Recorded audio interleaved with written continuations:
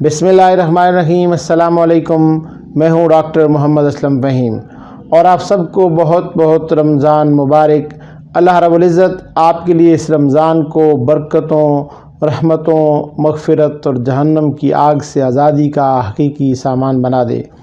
आमीन सुम्मा आमीन।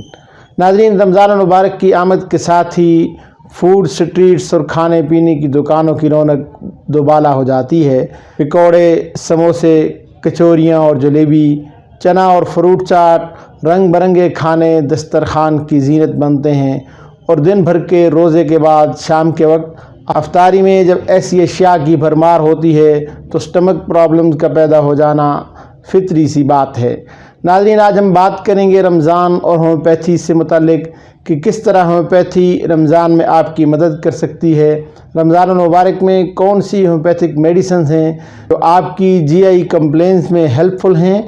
तो आइए शुरू करते हैं।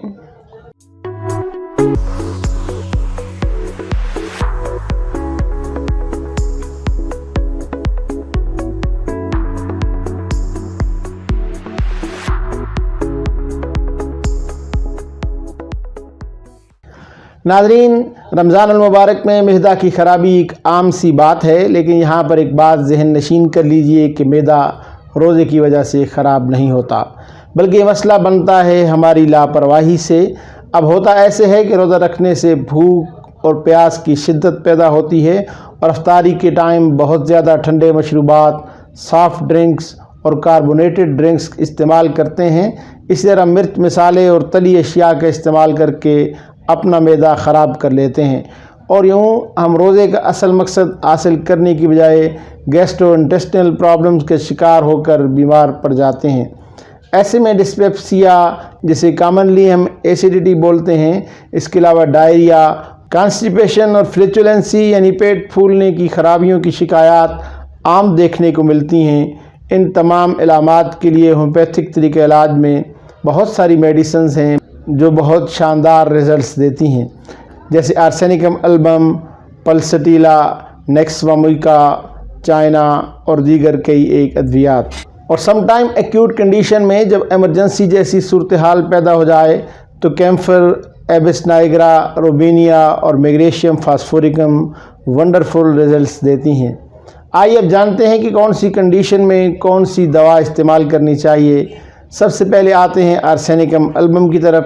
तो food poisoning, worst of eating and drinking, ठंडे पानी की प्यास लेकिन अंदर की जलन ख़त्म न हो पाए और बार बार घूंट घूंट पानी पीना पड़े, तो ऐसी कंडीशन में आर्सेनिकम एल्बम बहुत अच्छा काम करती है।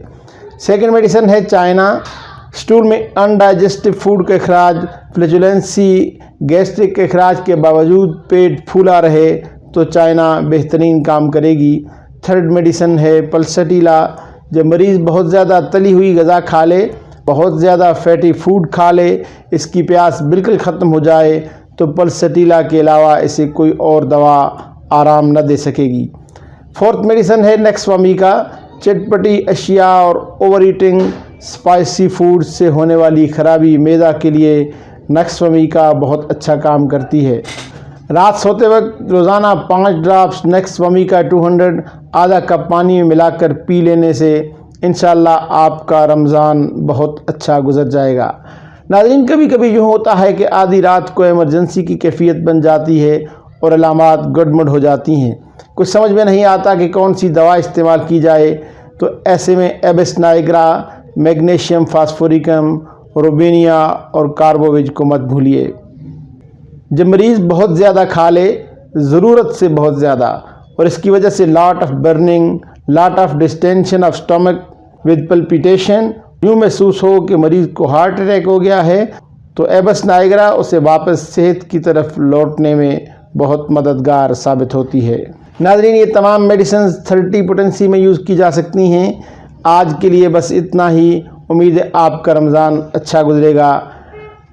अगर ये मेरी वीडियो आपको अच्छी लगी है तो इसे लाइक कीजिए और शेयर कीजिए अपने फ्रेंड्स, फैमिली और अपने प्यारों के साथ, ताकि उन्हें भी बेनिफिट मिल सके। और अगर आपने अभी तक मेरा चैनल सब्सक्राइब नहीं किया तो नीचे दिए गए सुर्ख रंग के बटन को क्लिक कर दीजिए और मेरे चैनल को सब्सक्राइब कीजिए। अपना और अपने प्यारों का बहुत ज़्यादा ख्याल रखिए। بہت جلد ملتے ہیں ایک اور انفارمیٹیو ویڈیو کے ساتھ، تب تک کے لیے اجازت دیجیے۔ اللہ حافظ۔